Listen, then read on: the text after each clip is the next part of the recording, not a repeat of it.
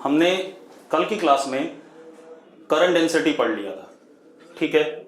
Yes और no? ठीक। अब एक चीज और बेटा, हमने पिछले चैप्टर में कैपेसिटर में पढ़ा था series and parallel combination of resistors, ठीक है? सीरीज कॉम्बिनेशन में हमने पढ़ा था कि करंट रेजिस्टर्स में मतलब कैपेसिटर्स में सेम जाएगा। देखो जरा एक मिनट, पहले तो रेजिस्टेंस की बात कर लें। रेजिस्टेंस को सिंबॉलिकली सर्किट में ऐसे रिप्रेजेंट किया जाता है। अगर ऐसा है तो R कांस्टेंट है, और अगर ऐसा सिंबल है तो R वेरिंग है। ये symbolic representation of resistance in the circuit, ठीक है? ठीक, रियोस्टेट नहीं बेटा, रेजिस्टेंस बोल रहा हूं मैं, ठीक है? इतनी बात। रियोस्टेट भी एक रेजिस्टेंस होता है जिसकी रेजिस्टेंस को हम वेरी करा सकते हैं, ठीक है? तो इसको आप रियोस्टेट भी ट्रीट कर सकते हो या वेरिंग रेजिस्टेंस भी ट्रीट कर सकते हो, ठीक है? अब क्या कहानी है? सबसे पहले अगर हमारे पास सीरीज में है रेजिस्टेंस तो क्या होगा? ये R1 है, R1 का इनिशियल, R1 का फाइनल, ये R2, R2 का इनिशियल, R2 का फाइनल। अगर आप ध्यान से देखो तो इन R1 का फाइनल और R2 का इनिशियल एक दूसरे के साथ कनेक्टेड हैं। करंट अगर यहां पर I आता है तो current will be same across both the resistors और not? Current will be same across both the resistors, ठीक है? इतनी बात। सेम वे अगर पैरेलल में रेजिस्टर्स हैं,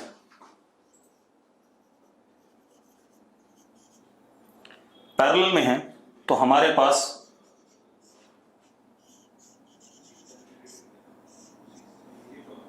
ये इनिशियल R1 का, ये R1 का फाइनल, ये R2 का इनिशियल, ये R2 का फाइनल। यहां पर जब करंट आएगा I तो ये डिवाइड हो जाएगा, ऊपर I1 और नीचे I2। अब जरा देखो, करंट आया ऐसे, करंट डिवाइड हुआ। अब ऊपर वाली आर्म और नीचे वाली आर्म एक दूसरे के पैरेलल में है। अगर पैरेलल में है तो पोटेंशियल डिफरेंस अक्रॉस ऊपर वाला resistor will be equal to potential difference across नीचे वाला रेजिस्टर। अब पोटेंशियल डिफरेंस कितना होगा ऊपर वाले में? I1 R1 is equal to I2 R2। अब हम series and parallel combination of resistors पहले कर लें, उसके बाद फिर हम आगे बात करें। Combination of resistances. सबसे पहले सीरीज कॉम्बिनेशन।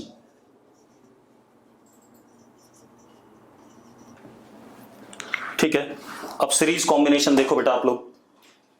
अब जरा देखो रेजिस्टेंस का रोल क्या होता है वो भी बताऊंगा भाई, पहले देख तो लो। अब जरा देखो, एक कंडक्टर है हमारे पास, उसका resistance R1, back to back R2, R3 ऐसे जुड़े हुए। मुझे इस कॉम्बिनेशन का इक्विवेलेंट रेजिस्टेंस चाहिए। तो इक्विवेलेंट के लिए हम क्या करते हैं? हमेशा बैटरी से कनेक्ट करते थे, कैपेसिटर में भी ऐसे ही करते थे। बैटरी से कनेक्ट करा तो करंट I यहां से गया और वो करंट I तीनों में सेम जाएगा, इधर भी I आएगा। यस और नो? यस और नो? गगनदीप, ये 10th क्लास का टॉपिक है, ठीक है? अब लूप लॉ चलाते हैं। लूप लॉ क्या कहता है? केवीएल क्या कहता है? Potential difference across this plus this plus this plus this का सम क्या? 0। तो क्या हो गया? अगर इसके अक्रॉस V1 है, इसके अक्रॉस V2 है, इसके अक्रॉस V3 है, तो V1 plus V2 plus V3 minus E is equal to 0। अब what is V1? I R1 plus I R2 plus I R3 is equal to E, ऐसा लिख सकता हूं कि नहीं? तो अब जरा देखो, I common, R1 plus R2 plus R3 is equal to E. अब देखो भाई, ये आ गया I common R1 plus R2 plus R3 is equal to E. अब मेरी बात सुनो, अब अगर मुझे इन तीनों रेजिस्टेंस का इक्विवेलेंट चाहिए, तो इन तीनों रेजिस्टेंस ने मिलके इस बैटरी से कितना करंट ड्रॉ करा? आई ड्रॉ करा। इन तीनों रेजिस्टेंस ने मिलके इस बैटरी से आई करंट ड्रॉ करा, तो इनका इक्विवेलेंट जो होगा वो रेजिस्टेंस भी इस बैटरी से आई ही करंट ड्रॉ करेगा, तभी उसको इक्विवेलेंट कहेंगे। यस और नो? तो भाई देखो, मैंने इन तीनों का इक्विवेलेंट बना दिया।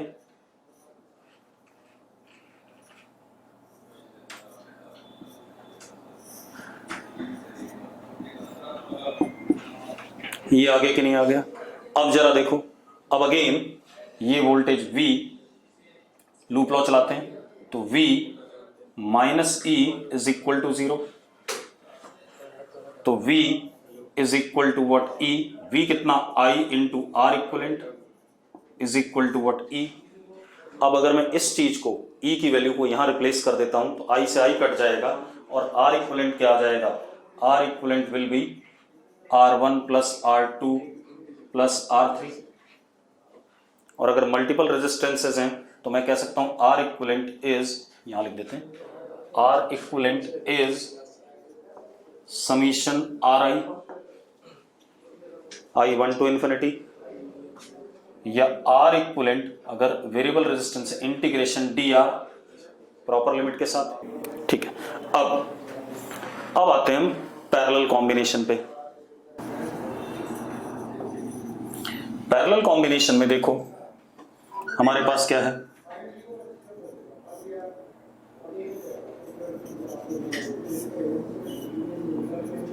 R1 R2, इसको मैंने बैटरी से कनेक्ट करा क्योंकि मुझे इक्विवेलेंट रेजिस्टेंस निकालना है। यहां से करंट आई गया, यहां पे दो हिस्सों में डिवाइड हो गया, I1 और ये I2। ठीक है, अब सबसे पहले तो ये प्रूव करना है कि ये दोनों पैरेलल में है। पैरेलल में होने के लिए potential difference across R1 must be equal to potential difference across R2। ये प्रूव करना पड़ेगा। कैसे प्रूव करेंगे? अगर मैं बाहर वाले लूप में चलता हूं, इसके अक्रॉस मैंने V1 पोटेंशियल डिफरेंस कह दिया, इसके अक्रॉस V2 कह दिया। बाहर वाले लूप में चलता हूं अगर मैं, ठीक है, तो V1 minus E equal to 0, तो V1 is equal to E.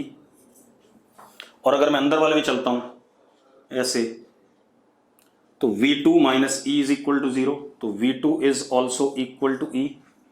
Yes और नो? यस और नो? दोनों पैरेलल में आ गए कि नहीं आ गए? ठीक है, अब हम यहां पर जंक्शन लॉ लगाएं। जो करंट आ रहा है, आई आ रहा है, I is equal to I1 plus I2, Kirchhoff का फर्स्ट लॉ। तो जंक्शन पे करंट आ रहा है, I is equal to I1 plus I2। हाँ या ना? अरे यस और नो? अब हमने कल ओम्स लॉ पढ़ा था, करंट इज इक्वल टू, देखो हमने पढ़ा था कल Ohm's law, DE upon DI is equal to DR। पढ़ा था कि नहीं पढ़ा था? हाँ या ना? DE by DI is equal to DR। अब D is what? Potential difference, DI is what? Current across the resistance is equal to resistance. तो मैं इसको थोड़ा सा और फॉर्मेट में लिख लेता हूं, V upon I is equal to R, ऐसा भी लिख सकता हूं कि नहीं? Potential difference upon current is equal to resistance. Yes और नो? ठीक है, अब I is equal to I1 जो करंट होगा that is potential difference upon resistance, V upon R। अरे यहां पर आप ऐसे भी तो लिख सकते हो, I is equal to V upon R, लिख सकते हो या नहीं? तो भाई जरा देखो, इसके अक्रॉस पोटेंशियल डिफरेंस कितना है? V1, तो I1 is V1 upon R1, I2 is V2 upon R2। और हमें एक और बात पता है, V1 और V2 दोनों E के बराबर हैं, तो हम लिख सकते हैं I is equal to E common 1 upon R1 plus 1 upon R2। ठीक है, अब अगर इन दोनों का मुझे इक्विवेलेंट रेजिस्टेंस बताना है, अगर मुझे इन दोनों का इक्विवेलेंट बताना है तो इक्विवेलेंट रेजिस्टेंस जब मैं लगाऊंगा तो वो रेजिस्टेंस इस बैटरी से आई करंट ही ड्रॉ करेगा। तो अब जरा ध्यान दो,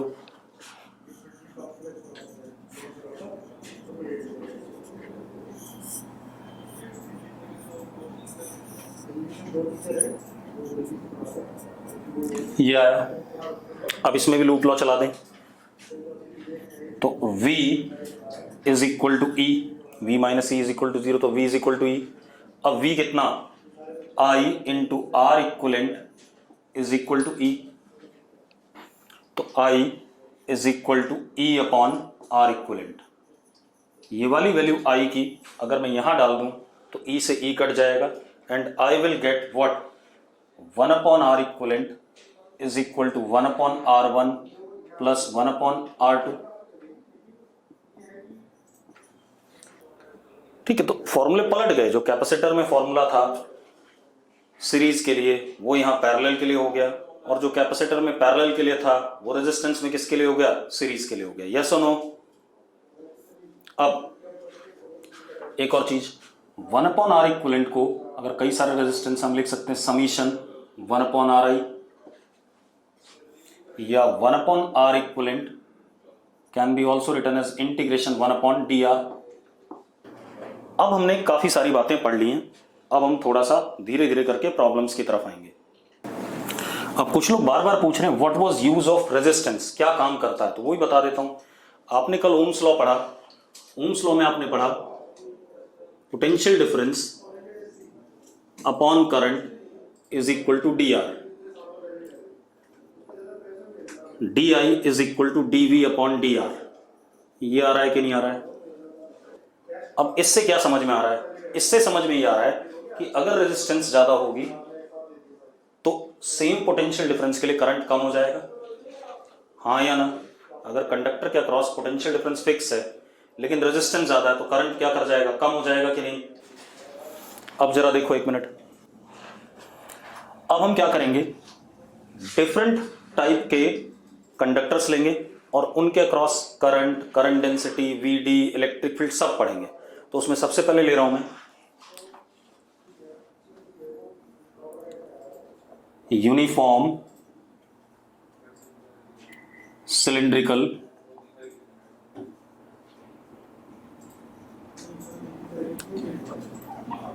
कंडक्टर। एक चीज का ध्यान रखना, इस चैप्टर में हम डीसी करंट पढ़ रहे हैं। डीसी करंट मतलब करंट कांस्टेंट रहेगा, ठीक है, इतनी बात।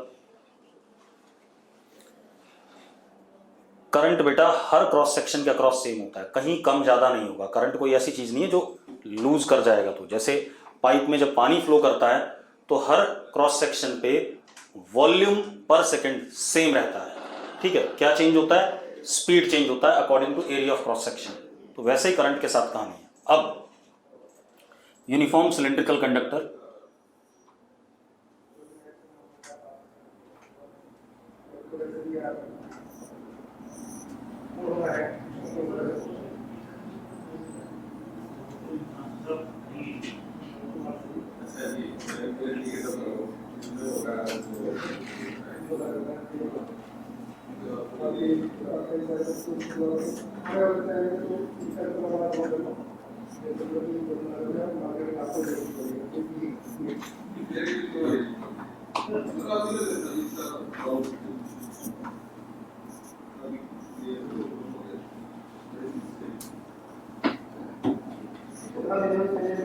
Area of cross section A which is uniform, length is L।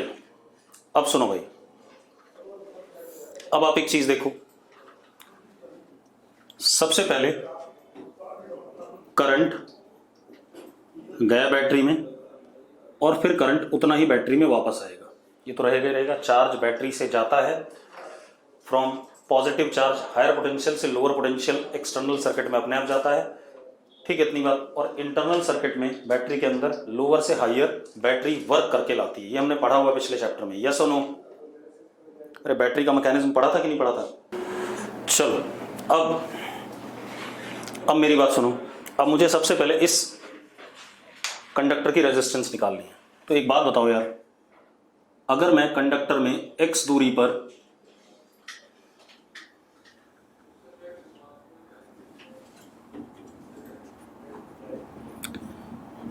dx thickness का छोटा सा कंडक्टर पकड़ता हूं, तो जो करंट इसके अक्रॉस जाएगा वही अगले वाले के अक्रॉस जाएगा, और वो पीछे से भी आ रहा होगा कि नहीं आ रहा होगा, हाँ या ना। तो अगर मैंने इस छोटे से पोर्शन की resistance dr is equal to rho dx upon area of cross section fix है a, ये लिया, रो dx अपॉन a लिया, ठीक है भाई। तो एक बात बताओ, इससे पीछे वाला dr और इसके आगे वाला dr इसके साथ सीरीज में है या नहीं? अगर सीरीज में तो यस लिखो फटाफट, ठीक है। तो सीरीज में है तो resistance total will be integration dr, यानी कि इंटीग्रेशन रो और a कांस्टेंट बाहर आ गया, dx कहां से कहां तक, 0 से लेकर के l तक, तो रेजिस्टेंस हमारे पास आ गया रो l बाई ए। अब मजेदार बात देखो, जो करंट आएगा I, that is potential difference E upon resistance, तो I is equal to E upon rho L by a. ऊपर आएगा कि नहीं आएगा, देखते जाओ फटाफट, ठीक है। अब जरा देखो, क्योंकि area of cross section through out same है, अगर area of cross section same है तो हमें पता है electric field inside conductor is uniform. Electrons के लिए VD इधर हो जाएगा, VD भी यूनिफॉर्म है हर जगह, ये दो चीजें आ गई। अब करंट डेंसिटी क्या होता है, J vector is equal to 1 upon rho into E vector, हाँ या ना, ये सुनो, तो J भी क्या हो जाएगा, यूनिफॉर्म हो जाएगा।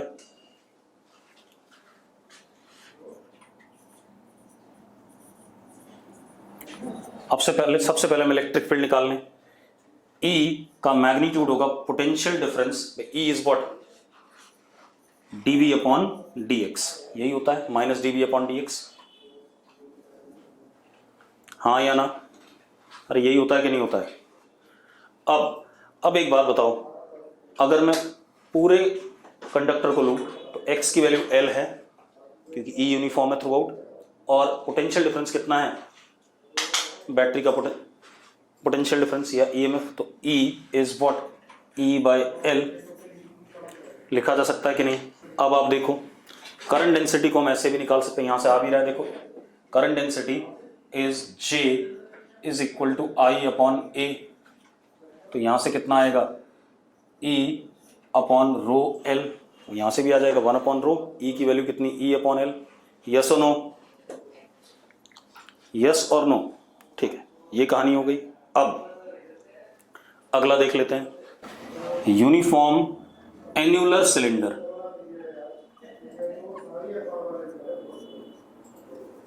एन्युलर मतलब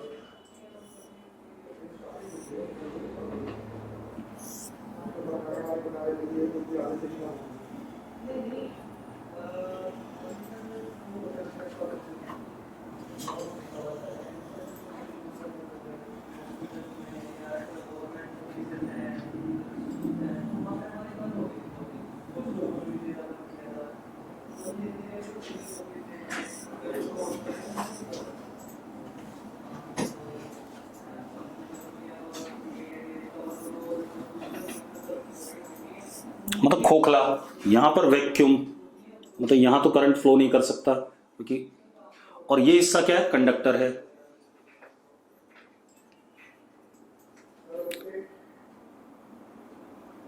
इसका रेडियस स्मॉल ए और इसका रेडियस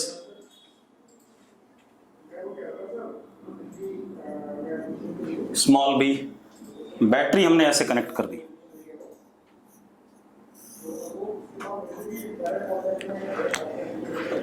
ठीक है भाई, और लेंथ L है, अगर क्लियर है तो यस लिखो, अब देखो जिस क्रॉस सेक्शन में करंट फ्लो कर रहा है वो तो अभी भी क्या है, यूनिफॉर्म है। जिस क्रॉस सेक्शन में करंट फ्लो कर रहा है वो अभी भी यूनिफॉर्म है। तो ऑब्वियस सी बात है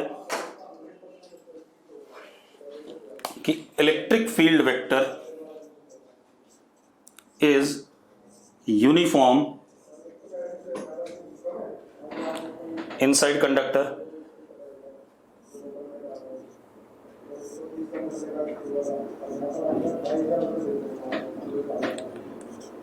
वीडी इलेक्ट्रॉन्स का अपोजिट वो भी uniform,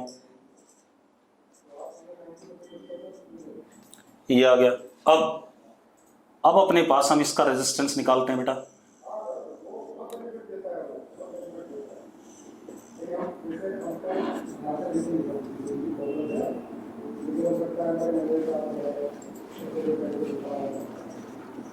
D R is equal to rho D X upon area. Area कितना, pi B square minus A square.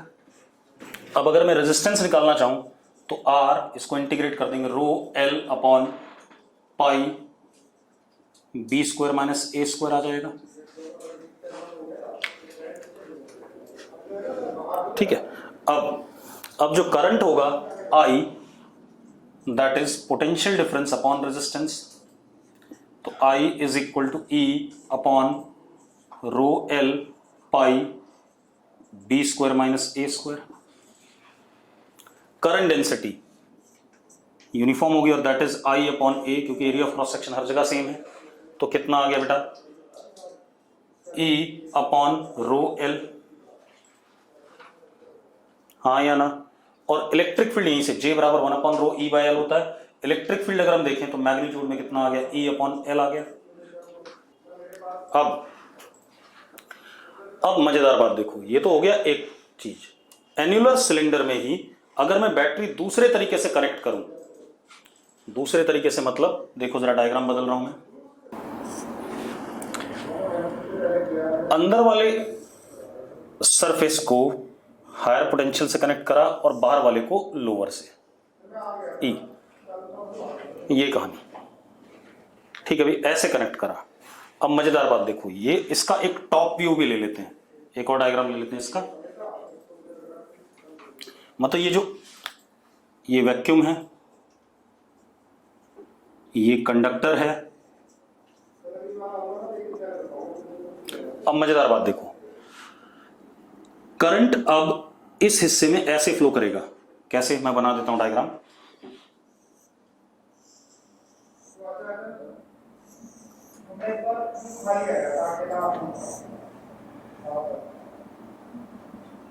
This is E, this is 0।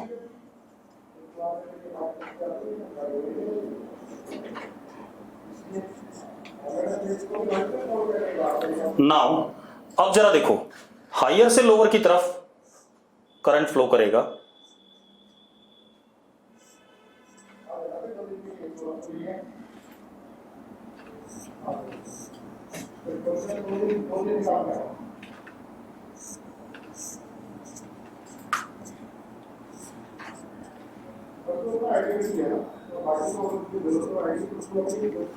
ऐसा कुछ, हाँ या ना।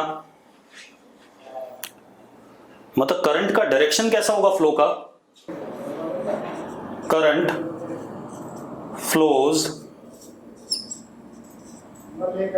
सिलिंड्रिकली रेडियली।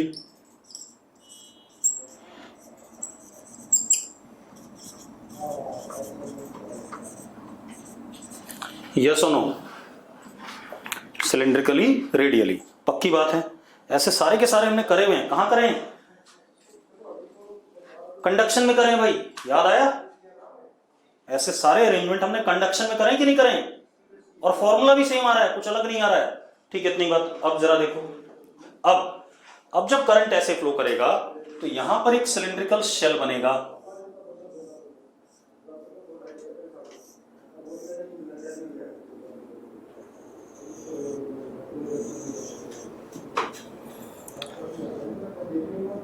आर दूरी पे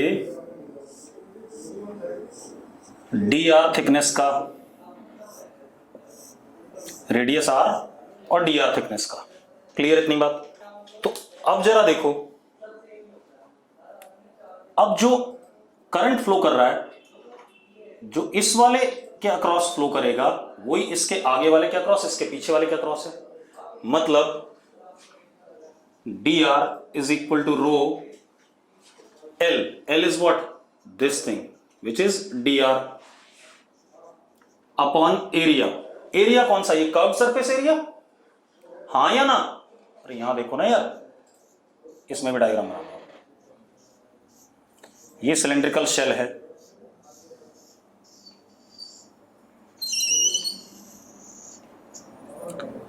आर रेडियस का, डी आर थिकनेस का। तो करंट जो इसके अक्रॉस जाएगा वही आगे और पीछे सब जगह है, तो सारे के सारे सीरीज में है, all D R in series. अब डी आर कितना होगा? रो एल की जगह क्या? D R upon area. Area is curved surface area of cylinder 2 pi R into L. अब अगर ऐसा है तो अब इंटीग्रेट करने सीरीज में, तो r is equal to integration D R, तो r is equal to rho upon 2 pi L common D R upon R from a to b। तो resistance comes out to B rho upon 2 pi L log b by a। ये resistance आ गया कि नहीं आ गया? I is equal to E upon resistance, potential difference upon resistance. हाँ आयुष कुछ कहना चाहता है, बता आयुष।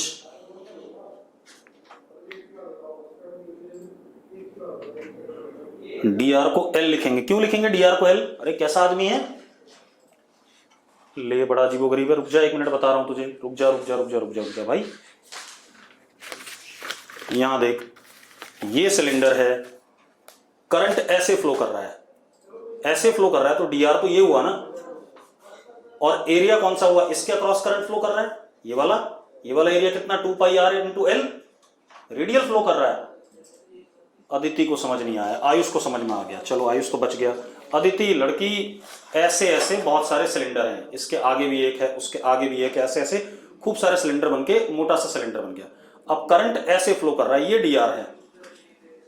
अच्छा गायब हो गया, मैं क्या कह रहा हूं, ये हमारे पास सिलेंडर है, ठीक है, करंट ऐसे फ्लो कर रहा है रेडियल, तो ये डी आर हो गया, लेंथ हो गई, और एरिया क्या हो गया? ये वाला। तो length is D R and area is what? 2 pi R, और ये लेंथ कितनी? L, curved surface area of cylinder. अब जरा देखो भाई, तो ये रेजिस्टेंस आ गया, रेजिस्टेंस आने के बाद हमारे पास करंट आ गया। करंट कितना आ गया? I is equal to E upon rho log b by A into 2 pi L, ये करंट आ गया, ठीक है। अब देखो भाई, ये I आ गया। अब क्या कहानी है? अब इशू आता है करंट डेंसिटी J।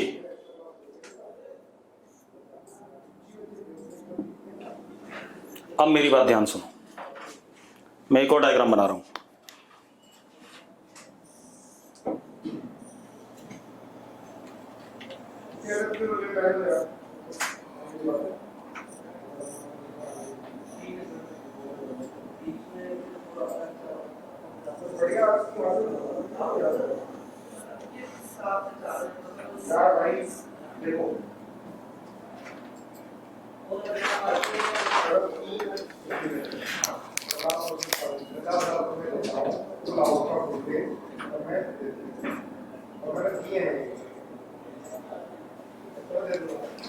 ठीक है, करंट ऐसे था इसके क्रॉस,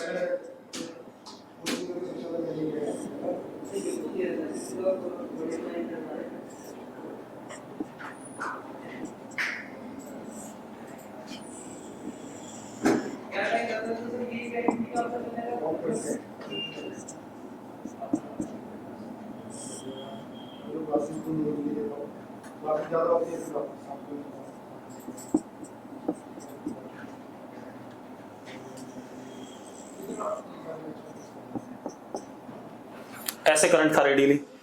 अब एक बात बताओ यार,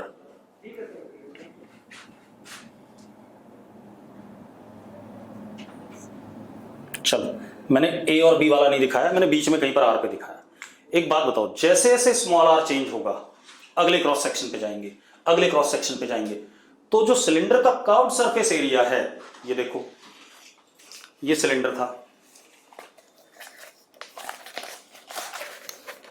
ये, तो जैसे से रेडियस बदलेगा, बढ़ेगा, तो कर्व्ड सरफेस एरिया बढ़ेगा कि नहीं बढ़ेगा? बढ़ेगा भाई। इसका मतलब करंट डेंसिटी, अगर हम अंदर से बाहर की तरफ जाएंगे तो करंट डेंसिटी घटेगी कि नहीं घटेगी? घटेगी बिल्कुल। और एक और मजेदार बात, एक पर्टिकुलर क्रॉस सेक्शन पे भी करंट डेंसिटी, क्योंकि वेक्टर क्वांटिटी है, वो सेम नहीं है। कैसे? इस जगह पर अगर हम देखें, इस जगह पे करंट डेंसिटी वेक्टर इधर की तरफ होगा,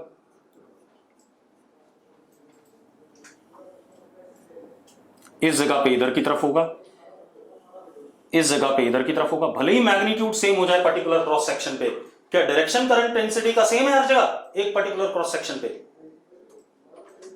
हाँ, डिफरेंट स्ट्रेट लाइन के अलोंग डिफरेंट है। ठीक है, इतनी बात। तो अगर आपसे ये बोलता है कि magnitude of current density at a given cross section is same, तो ये स्टेटमेंट सही है, क्योंकि मैं क्या बोल रहा हूं? मैग्नीट्यूड। ठीक है, इतनी बात। मौलिक बता रहा हूं सारी बात, लिखने से पहले सुन लिया करो पहले पूरी बात, जब खत्म हो जाए तब मैं बोलूंगा कि अब बता दो क्या लिखना है, आपने टाइप करना है। ठीक है, इतनी बात। मेरी बात सुनो, आप एक बात बताओ, जैसे जैसे आर बढ़ेगा कर्व्ड सरफेस एरिया बढ़ेगा कि नहीं बढ़ेगा? If small R increases, curved surface area increases, therefore J decreases. और जे होगा कितना किसी भी जगह पर as a function of R? कितना? आई अपॉन एरिया, किसी भी आर पे एरिया होगा 2 पाई आर एल। हाँ या ना? यस और नो? तो जरा देखो कितना हो गया, I upon 2 pi R L, तो E upon R rho log b by a, ये आ गया। ठीक है, इतनी बात। अब सुनो भाई, अब एक और चीज, अगर ये आ गया तो इलेक्ट्रिक फील्ड क्या होती है? इलेक्ट्रिक फील्ड होती है, जे होता है, J is equal to 1 upon rho into electric field. ये होता था कि नहीं होता था? हाँ या ना? तो इलेक्ट्रिक फील्ड क्या आ गया, इधर रो भेज दो, ई आ जाएगा। तो कितना आ गया इलेक्ट्रिक फील्ड, जरा देखो, ई भी वेरिंग है, कितना? E upon small R log b by a, ये इलेक्ट्रिक फील्ड आ गया, ये जे आ गया। मतलब जे और इलेक्ट्रिक फील्ड जैसे जैसे क्रॉस सेक्शन चेंज करेगा मैग्नीट्यूड में बदलेगा, और आर बढ़ेगा तो घटेगा जे। क्लियर है? ठीक है। अब दूसरी चीज बेटा, दूसरी चीज एक और है, at a given cross section magnitude of J is same but direction of J at given cross section is different. जरा देखो, गिवन क्रॉस सेक्शन पे मैग्नीट्यूड तो सेम है क्योंकि आर फिक्स है, लेकिन जरा डायरेक्शन देखो, इधर है, इधर है, इधर है, इधर है, और सेम इलेक्ट्रिक फील्ड के साथ है। अब जरा ग्राफ बना लें इन सबके। ठीक है, ग्राफ बना लेते हैं। देखो, आई कांस्टेंट है तो उसका ग्राफ बनाने की जरूरत नहीं है, जे और ई का ग्राफ बना लें। ठीक है, इतनी बात। तो जरा देखो, जे का ग्राफ बनाते हैं आर के साथ। इट स्टार्ट्स फ्रॉम ए, क्योंकि डोमेन में ए से बी है। यस और नो? अरे ए से ही स्टार्ट करेंगे। अरे ठीक है यार, और 1 अपॉन आर के हिसाब से वेरी कर रहा है, तो क्या हो गया, 1 अपॉन आर के हिसाब से घटता जाएगा। ये बी, ठीक है। अरे ए से बी तक के लिए तो कंडक्टर है यार, तो उतने के लिए बनाऊंगा ना मैं, हर्षित। डोमेन कहते हैं जितने तक के लिए फिजिकली रियलाइजेबल है चीजें। ठीक है, इतनी बात। अब फंक्शन डिफाइंड जिसके लिए किया गया, सेम ग्राफ ई के लिए भी होगा क्योंकि ई में भी 1 अपॉन आर ही वेरिंग कर रहा है। ठीक है, इतनी बात। तो सेम ग्राफ उसके लिए आ जाएगा। चलो अब एक और कर लेते हैं। अब अगला क्या है,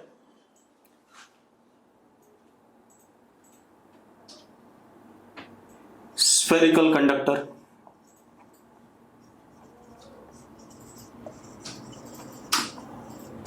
एज गिवन। अब हमारे पास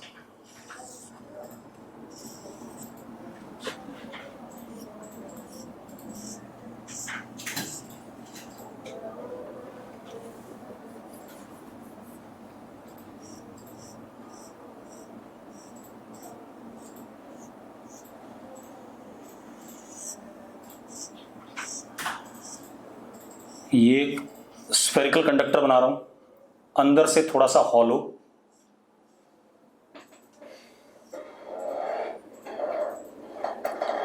अंदर वाले का रेडियस ए,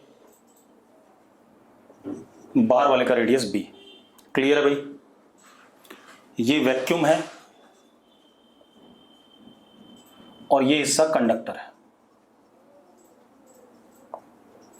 अब मैंने क्या करा, बैटरी लगाई कुछ इस तरीके से,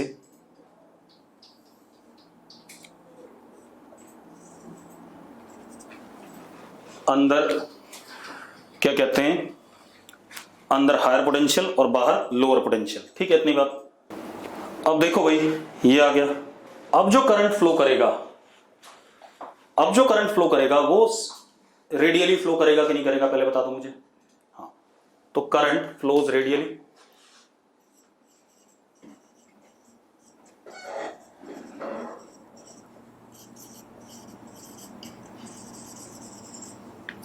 करंट फ्लोज रेडियली ऐसे।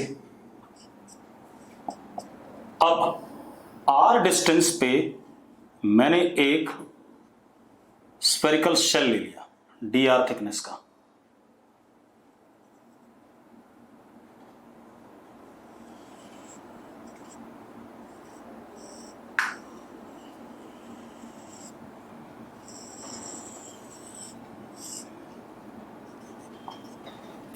आर डिस्टेंस पे डी आर थिकनेस का मैंने स्फेरिकल शेल ले लिया। ठीक है, इतनी बात। अब जो करंट इस शेल के अक्रॉस जाएगा वही अगले शेल के अक्रॉस जाएगा, अगले के अक्रॉस जाएगा, मतलब सारे जो रेजिस्टेंसेज हैं सीरीज में हैं। अरे यस और नो? ठीक है, तो D R is equal to rho D R upon curve surface area 4 pi R square. मानते हो या नहीं मानते हो भाई? भाई जिस लेंथ को क्रॉस कर रहा है वो डी आर है और जिस एरिया के अक्रॉस करंट फ्लो कर रहा है वो 4 पाई आर स्क्वायर है। यस और नो? हर्षित यस लिख रहा है। अब इंटीग्रेट कर दो भाई क्योंकि सीरीज में है, तो R is equal to rho upon 4 pi common integration D R upon R square from a to b. तो R comes out to B rho B minus a upon 4 pi a b. ये आएगा। आ गया भाई? आगे resistance मैंने integrate कर दिया बेटा, आपको तंग नहीं करा इंटीग्रेशन के लिए। अब current I will be E upon R, तो I इज इक्वल टू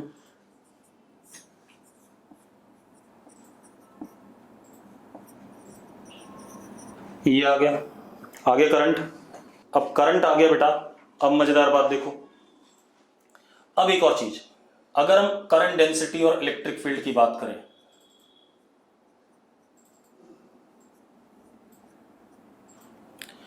तो वो कितना होगा एट गिवन क्रॉस सेक्शन? तो J is equal to I upon A, तो I upon 4 pi R square, यानी कि कितना E A B upon R square rho B minus A. हाँ या ना? यानी कि जैसे जैसे आर बढ़ेगा करंट डेंसिटी घटेगी क्योंकि एरिया ऑफ क्रॉस सेक्शन बढ़ रहा है। E will be EAB upon R square B minus A. हाँ या ना? अरे यस और नो? अब एक मजेदार बात, पर्टिकुलर क्रॉस सेक्शन पे भी इलेक्ट्रिक फील्ड वेक्टर और करंट डेंसिटी का डायरेक्शन अलग अलग है, लेकिन मैग्नीट्यूड में पर्टिकुलर डायरेक्शन पे सेम है। यस और नो? ठीक है, अब हम ग्राफ बना लें। 1 अपॉन आर स्क्वायर के हिसाब से बनेगा, तो चाहे मैं J का बनाऊं चाहे E का बनाऊं,